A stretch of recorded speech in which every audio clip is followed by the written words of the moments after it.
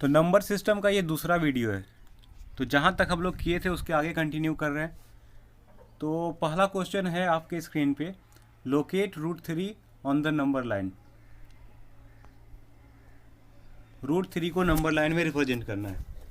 तो हमने rational number को रिप्रेजेंट करना सीखा है, लेकिन ये √3 जो है इरेशनल नंबर है।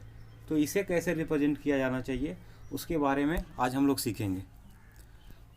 इस कंसेप्ट को बताने से पहले ट्रायंगल का थोड़ा सा कंसेप्ट को रिकॉल कर लेते हैं। जैसे कि ये राइट एंगल ट्रायंगल है, तो इसमें ये हाइपोटेनस, परपेंडिकुलर और बेस है। तो पाइथागोरस के हिसाब से होता है h² = p² + b²। तो इसको ध्यान रखिएगा, इसको हम यूज करेंगे इसमें। तो सबसे पहले नंबर लाइन एक ड्रॉ कर लेना है। नंबर लाइन ड्रॉ करने के बाद 0 के बाद यूनिट लेंथ में मेजर कर लेना है। यूनिट लेंथ यानी यहाँ से लेकर के यहाँ तक 1 यूनिट लेंथ को मेजर कर लेना है। उसके बाद ये जो यूनिट लेंथ है वहाँ से परपेंडिकुलर ड्रॉ करना है, वो भी यूनिट लेंथ का ही 1 यूनिट का एक परपेंडिकुलर ड्रॉ कर लेना है। यहाँ पे परपेंडिकुलर होना चाहिए। तो परपेंडिकुलर ड्रॉ करने आई थिंक आपको आता होगा। उसके बाद ये जो पॉइंट मिलेगा परपेंडिकुलर ड्रॉ करने के बाद, इसको इससे मिला देना है। तो इसका नाम दे देते हैं, ये O है, ये A है और ये B है। तो देखिए यहाँ से लेकर के यहाँ तक 1 यूनिट है, यहाँ से लेकर के यहाँ तक 1 यूनिट है और ये हमको निकालना है। तो जब ये 90 डिग्री है तो इसके सीधा वाला हाइपोटेनस होगा, यानी OB का स्क्वायर = OA का स्क्वायर प्लस AB का स्क्वायर। तो OA जो है वो 1 यूनिट है, यानी 1 का स्क्वायर 1 ही होगा। ये भी 1 यूनिट है, यानी 1 का स्क्वायर 1 होगा। तो OB² = हो गया 2, यानी OB = कितना हो गया √2। तो ये जो OB आया √2 आ गया। इसको थोड़ा सा क्लियर कर लेते हैं। OAB, तो ये आ गया √2 का। अब ये √2 आ गया तो यहाँ से यहाँ तक का जो डिस्टेंस है ये √2 है, यहाँ से यहाँ तक √2 है, लेकिन हमें रिप्रेजेंट करना है √3। तो इसके बाद क्या करना है, ये जो √2 है यहाँ से लेकर के एक और परपेंडिकुलर ड्रॉ करना है, वो भी यूनिट लेंथ का 1 यूनिट का, और यहाँ से इसको ज्वाइन कर देना है। तो फिर से अगर हम पाइथागोरस लगाएं तो ये अभी मेरे पास √2 है, ये 1 है। तो जब हम पाइथागोरस लगाएंगे तो √2 का स्क्वायर प्लस 1 का स्क्वायर, तो कितना हो जाएगा, √2 का स्क्वायर 2, 1 का स्क्वायर 1, यानी OC जो होगा, OC² जो होगा वो 3 हो गया। तो OC = √3 हो गया। OC जो आया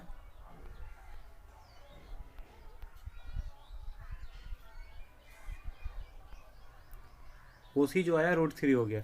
तो ये √3 डिस्टेंस को मेजर करके यहाँ से इधर कट कर लेना है। तो यहाँ से यहाँ तक √3 हो गया। इस तरह से हम रिप्रेजेंट करते हैं। अब देखते हैं फिगर में कैसे बनाया गया है। देखिए इसमें, इस फिगर में आप आसानी से समझ सकते हैं। ये देखिए वो पॉइंट है, O से लेकर के A तक यूनिट लेंथ है। फिर यहाँ से हमने एक परपेंडिकुलर ड्रॉ किया, वो भी यूनिट लेंथ का है। तो जब हम इसको पाइथागोरस लगाएंगे तो ये मिल जाएगा √2। फिर यहाँ से 1 यूनिट का परपेंडिकुलर ड्रॉ करना है और इसको ज्वाइन कर देना है। तो ज्वाइन करने के बाद ये मिल गया √3। √3 मिलने के बाद यहाँ से लेकर के इसको एज ए रेडियस इधर एक आर्क ड्रॉ करना है, और जहाँ पे कटेगा यानी ये जो लेंथ हो जाएगा √3 हो जाएगा। तो इस तरह करके हम रिप्रेजेंट करते हैं। इसको देख लीजिए फिर से। पहले हमने OA = 1 यूनिट लिया, फिर AB = 1 यूनिट लिया। तो पाइथागोरस लगाने के बाद मिल गया OB = √2। फिर उसके बाद ट्रायंगल OBD में फिर से पाइथागोरस लगाएं तो OD = मिल गया √3। अब OD को रेडियस मान करके एक आर्क ड्रॉ करना है नंबर लाइन पे, जो कि कट करता हो इस पॉइंट पे, मतलब नंबर लाइन पे कट करता हो। तो ये जो लेंथ हो जाएगा ये √3 के बराबर होगा। अब अगला जो टॉपिक है कि रेकरिंग नंबर जो होता है, जैसे कि रेकरिंग नंबर क्या होता है कि जैसे 10/3 हम किए 10/3, तो जब हम इसका डेसिमल एक्सपेंशन करते हैं तो ये हो जाता है 3.333, ये रिपीट होते जाता है। तो जब सेम नंबर रिपीट करता है तो इसको हम बोलते हैं रेकरिंग नंबर, यानी हम इसको लिख सकते हैं 3.3 का रेकरिंग। तो जब हम रेकरिंग में नंबर को दे देते हैं और बोलते हैं कि रेशनल नंबर में निकालिए, तो कैसे निकलेगा उसी को हम सीखेंगे। डेसिमल एक्सपेंशन तो हमें करने आता है, यानी रेशनल नंबर से रेकरिंग में कन्वर्ट करने आता है, लेकिन जब रेकरिंग में दिया रहे उससे रेशनल नंबर कैसे कन्वर्ट होता है उसको देखेंगे इसमें। तो एक क्वेश्चन है, express the following in the form of p by q where p and q are integer and q not equal to 0। यानी जो भी नंबर दिया हुआ है उसको पी बाई क्यू यानी फ्रैक्शन में रिप्रेजेंट करना है। तो पहला नंबर है 0.6 पे रेकरिंग है, 0.6 पे मतलब 0 और 6 पे रेकरिंग है। दूसरा में है 0.4 और 7 पे रेकरिंग है। तीसरा ये है। तो इसको देखते हैं एक एक करके कैसे होता है। तो पहला क्वेश्चन को देखते हैं। पहला क्वेश्चन में जो भी नंबर दिया हुआ है, जैसे 0.6 का रेकरिंग है, तो इसको हम लिख सकते हैं, इसको मान लीजिए x, तो x इजिकल टू 0.666 ऐसे करके हम लिख सकते हैं डॉट डॉट डॉट आगे तक। तो अब ये x जो है इसको हम दोनों साइड में 10 से मल्टीप्लाई कर देंगे, 10 से मल्टीप्लाई कर देंगे, तो ये हो जाएगा 10x इजिकल टू 6.666, ये रेकरिंग है। अब देखिए ये जो है वैल्यू x का है और ये है 10x का, तो ये वैल्यू कितना है 0.6666 जाते जाएगा, और ये है 10x का जो वैल्यू है 6.666 ये भी जाते जाएगा। तो जब हम इसको 10 से मल्टीप्लाई किए, यानी इसके बाद डेसिमल के जो बाद वाला नंबर है वो भी इनफाइनाइट नंबर तक है, ये भी इनफाइनाइट नंबर तक है। तो ये इक्वेशन 1 मान लेते हैं, जो पहला था ये इक्वेशन 1 हो गया, ये इक्वेशन 1 है और ये इक्वेशन 2 है। तो 2 में से 1 को माइनस कर देना है, इक्वेशन 2 में इक्वेशन 1 को माइनस कर देना है। तो देखते हैं क्या होता है। इक्वेशन 2 10x इजिकल टू 6.666 ये था, और इक्वेशन 1 था x इजिकल टू 0.666 ऐसे करके। तो जब माइनस कर देंगे तो इधर बच जाएगा 9x और इधर बच गया, इधर जो पूरा डेसिमल वाला पार्ट है वो सब्ट्रैक्ट होकर ख़त्म हो जाएगा, तो बचेगा 6। तो x इजिकल टू लिख सकते हैं 6/9। तो इस तरह से हम क्या लिखें, इस नंबर का जो फ्रैक्शन फॉर्म हो गया 6/9 हो गया। इसका एक शॉर्टकट भी बताएंगे, पहले लॉन्ग में ही देख लेते हैं, फिर शॉर्टकट भी बता देंगे कैसे इसको हम कर सकते हैं। दूसरा क्वेश्चन को देखते हैं। तो दूसरा क्वेश्चन को करने के लिए हम इसे x मान लिए, लेकिन इसमें ध्यान रहे केवल 7 पे रेकरिंग है, तो ये क्या होगा x इजिकल टू 0.4777 ऐसे करके रिपीट होगा।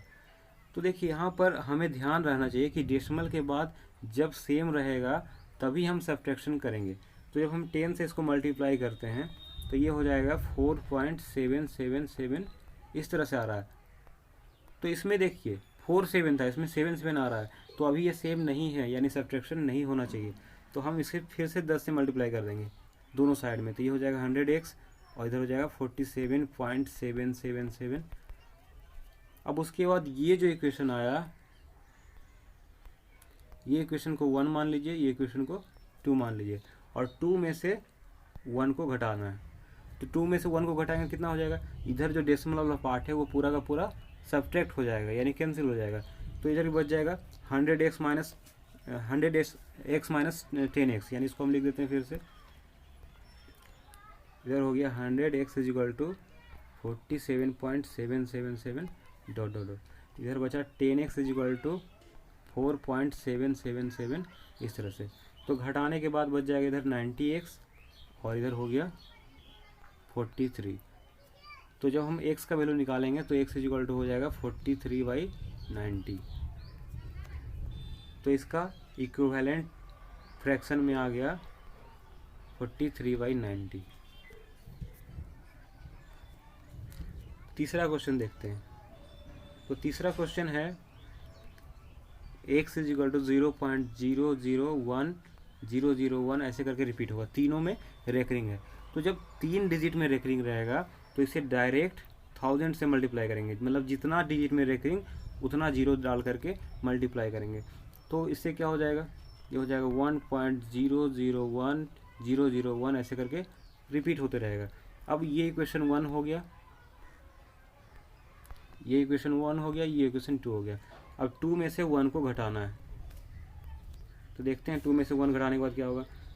पहला हो गया इधर 1000x इजिकल टू 1.001001 ऐसे करके आ रहा है, और पहला इक्वेशन था x इजिकल टू 0.001001 ऐसे करके।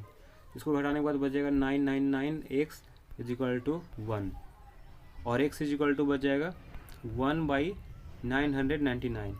तो इस तरह से इसका भी फ्रैक्शन में कन्वर्जन हो चुका है 1/999। अब देखिए इसका शॉर्टकट क्या है। शॉर्टकट ये है कि जितना डिजिट में रेकरिंग रहेगा, जैसे कि यहाँ पर जितना बार रेकरिंग है 6 पे रेकरिंग है, तो इधर जो इंटीजर पार्ट है उसको ऐसे ही लिख देना एज इट इज़, प्लस 6 पे रेकरिंग है तो एक डिजिट में रेकरिंग है तो एक 9, तो ये हो गया 6/9। फिर इसमें देखते हैं, इसमें देखिए इसमें दोनों पे रेकरिंग नहीं है। जब दोनों पे रहेगा तो उस तरह से कर सकते हैं, लेकिन दोनों में नहीं है तो इसमें क्या करेंगे, इसमें पहले 4 को माइनस कर देना है, ये जो भी है इसको 4 को घटा देना है इसमें, तो ये हो जाएगा 4 घटने के बाद 43, और यहाँ पर 2 डिजिट है तो 2 डिजिट होगा लेकिन एक डिजिट पे रेकरिंग है इसलिए एक ही 9 आएगा और एक 0 आ जाएगा। और तीसरा का देखिए, तीसरा में 0 + 1/999, तो इस तरह से हो गया 1/999। देखिए अगला क्वेश्चन देखते हैं। इसमें है सक्सेसिव मल्टीप्लिकेशन का कॉन्सेप्ट, सक्सेसिव मल्टीप्लिकेशन इन मैग्नीफिकेशन। तो ये क्या चीज़ होता है उसको देखते हैं। जैसे कभी कभी क्या होता है, रेकरिंग नंबर को हमें नंबर लाइन में रिप्रेजेंट करना होता है या फिर कोई भी डेसिमल नंबर को एग्जैक्टली रिप्रेजेंट करना होता है, तो कैसे करते हैं। तो क्वेश्चन है हमारे सामने, विजुअलाइज द रिप्रेजेंटेशन ऑफ 5.37 पे recurring on the number line up to 5 decimal places, that is up to 5.3777। ये 5 डिजिट तक इसको दिखाना है नंबर लाइन में, तो कैसे होगा। तो जब हम नंबर लाइन बनाते हैं तो इसमें तो केवल जैसे कि 0 है, 1 है, 2 है, ऐसे है, तो इसके बीच में 1.1, 0.1, 0.2 ऐसे लिख सकते हैं। तो इसमें 5 डिजिट तक दिखाना है, तो कैसे होगा। तो सबसे पहले हम नंबर लाइन का पहला कॉन्सेप्ट देखते हैं। देखिए ये हम लोग ऐसे नंबर लाइन में दिखा सकते हैं, ये 5 है, ये 6 है, तो इसके बीच में 5.1, 5.2, 5.3, 5.4 इस तरह करके हम लिख सकते हैं, क्योंकि इसके बीच में 10 डिवीजन करने के बाद ये इस तरह से हम लिख सकते हैं। अब देखिए हमको दिखाना क्या है, हमको दिखाना है 5.3777 ये दिखाना है। तो पहले हमें क्या करना पड़ेगा, ये किसके बीच में लाइज करेगा, पहले ये डिसाइड करना पड़ेगा। ये जो नंबर है किसके बीच में लाइज करेगा, तो ये जाहिर सी बात है 5.3 से बड़ा होगा और 5.4 से छोटा होगा, तो इसके बीच में लाइज करेगा। तो हम इसे अब मैग्नीफाई कर देंगे, यानी ये जो रीजन है ये मैग्नीफाई हुआ। तो इसको मैग्नीफाई करने के बाद देखिए इसके बीच में क्या होगा, यानी 5.3 ये है, 5.4 ये है, तो इसके बीच में जब हम मैग्नीफाई कर दिए, जूम कर दिए, तो क्या हो गया, ये 5.31, 5.32, 5.33 इस तरह करके। अब हमें सेकेंड डिजिट के लिए देखना है, सेकेंड डिजिट क्या है, तो 7 है। तो अगर हम देखें इसको दूसरा 5.37 और 5.38 इसके बीच में लाइज करेगा ये, तो इसके बीच का चीज़ को मैग्नीफाई करना है, तो इसके बीच का जो नंबर है उसको मैग्नीफाई किया गया है। तो देखिए उसके बाद क्या होगा, इसको हम मैग्नीफाई कर दिए, तो मैग्नीफाई कर दिए मतलब अभी क्या हो गया 5.37 और 5.38 के बीच का नंबर, यानी 5.371, 5.372, 5.373, 5.374 इस तरह करके। फिर इसके आगे वाला डिजिट देखना है, तो इसके आगे वाला डिजिट क्या है, 5.377 है, और उसके बाद 5.3 तो ये किसके बीच में लाइज करेगा उसको पहले देख लेना है आपको। तो देखिए इसका 5.377 है, तो ये किसके बीच में रहेगा, 377 और 378 के बीच में रहेगा, तो उसे हमें देख लेना है। 5.377 और 5.378 उसको फिर से मैग्नीफाई करना है। तो मैग्नीफाई करने के बाद फिर से हम वही सेम प्रोसेस में जाते जाएंगे, और लास्टली जब हम इस तरह से करते जाएंगे तो हमें मिल जाएगा एक नंबर इसके बीच में। तो सक्सेसिव मैग्नीफिकेशन में यही होता है कि जितना डिजिट तक दिखाना है उतना बार इसको मैग्नीफाई करते जाना है, जिसके बीच में लाइज करेगा उसको मैग्नीफाई करना है और 10 पार्ट में डिवाइड कर देना है, और फाइनली हम लोग एक नंबर पे आकर के रुकते हैं जहाँ से हमारा नंबर एग्जैक्टली रिप्रेजेंट हो जाता है। अब देखिए एक और क्वेश्चन इसमें है, why we call the number line the real number line, यानी जो नंबर लाइन हम लोग यूज करते हैं उसे रियल नंबर लाइन क्यों कहा जाता है। तो इसे रियल नंबर लाइन इसलिए कहा जाता है क्योंकि यहाँ पर जितना भी नंबर हम रिप्रेजेंट करते हैं वो यूनिक पॉइंट से होता है, जितना भी रियल नंबर रिप्रेजेंट होता है वो यूनिक पॉइंट से होता है। यानी यहाँ पर हम कोई भी एक पॉइंट ले लें तो वो एक रियल नंबर होगा। कभी भी ऐसा नहीं होगा कि दो रियल नंबर का एक ही पॉइंट मिल जाए, यानी सभी रियल नंबर के लिए यूनिक पॉइंट होता है, इसलिए हम इसे रियल नंबर लाइन कहते हैं। तो इसका एक्सप्लेनेशन लिखा हुआ है इसमें, every real number is represented by a unique point on the number line and also every point on the number line represent a unique real number. कहने का मतलब ये है कि जो रियल नंबर है, हर एक रियल नंबर उसका एक यूनिक खास पॉइंट होता है, और साथ ही साथ हर एक पॉइंट जो इसमें होता है वो अलग अलग रियल नंबर को ही रिप्रेजेंट करता है। कभी भी एक पॉइंट दो रियल नंबर को रिप्रेजेंट नहीं कर सकता, इसलिए हम इसे रियल नंबर लाइन कहते हैं।